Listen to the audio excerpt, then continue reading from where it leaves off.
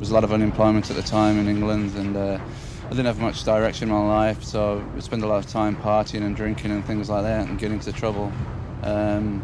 So when I started bodybuilding, it was something really, I felt, something really positive that I could put my energy into. Initially, I didn't start to have any aspirations of, competing or anything like that. It was just something to do, to put my energy into, which I felt was going to be positive rather than negative.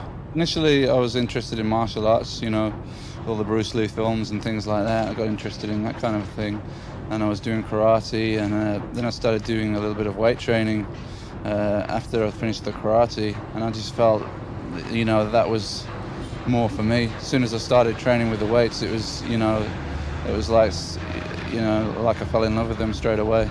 It was, I was suited to it more than anything else. I have a small gym in Birmingham, which is pretty much my base for my own training. It's only a very small gym compared to the kind of gyms that you maybe get in the States and so on. It's in a basement, and it's really hardcore. It's just very heavy weights, nothing fancy, no saunas or anything like that. It's just strictly geared towards hardcore bodybuilding, and it's doing pretty well. You okay, Dorian? Yeah, fishing. Okay.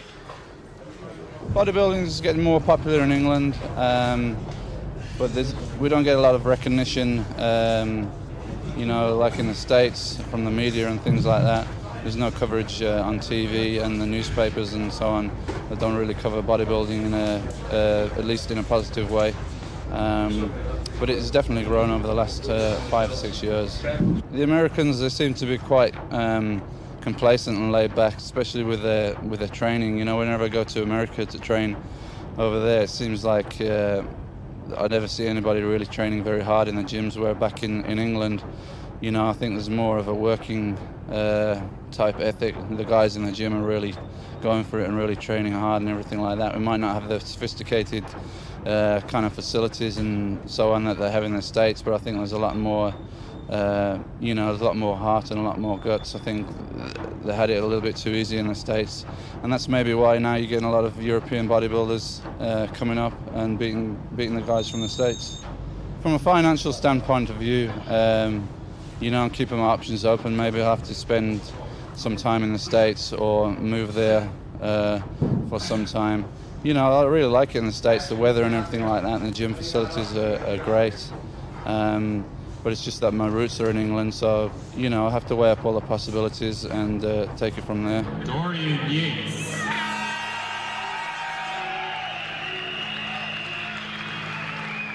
I feel that bodybuilding could have a positive effect on anybody's life. It's something positive to put your energy into, and that's got to be a good thing. As I say, when I started, I never dreamed of being a professional bodybuilder. It's just like happened one step at a time. I started in a small contest and built up from there. But I really feel that I owe so much to the sport of bodybuilding. I don't know what direction my life would have taken if I hadn't come across the sport. So I owe a tremendous amount to it, and it's really changed my life. New Mr. Olympia will be crowned tonight in 6th place, and he will take a $12,000 check. Vince Taylor.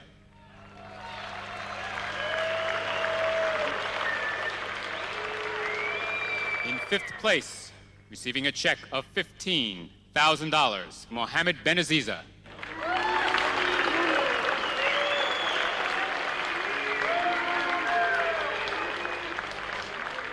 Fourth place, a check for $25,000.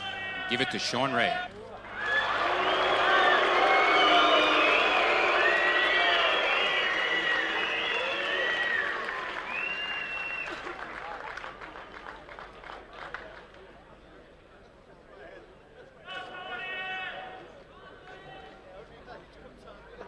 The third place award, you will be getting the Joe Weider Mr. Olympia bronze medal, the Sandow bronze medal, and a check for $30,000 to Lila Brada.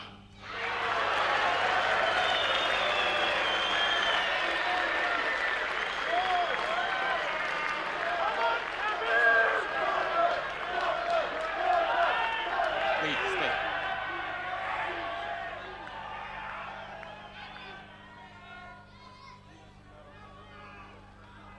Second place received the silver Joe Weider Mr. Olympia medal, the silver Sandow medal, and a check for $50,000.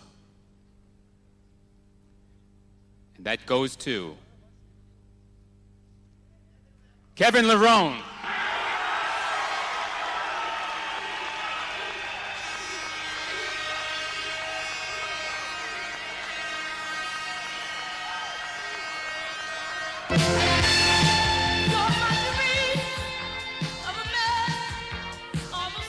Presenting the Sandow statue, significant, of the Mr. Olympia Award will be Joe Weider himself, to Dorian Yates. Joe Weider.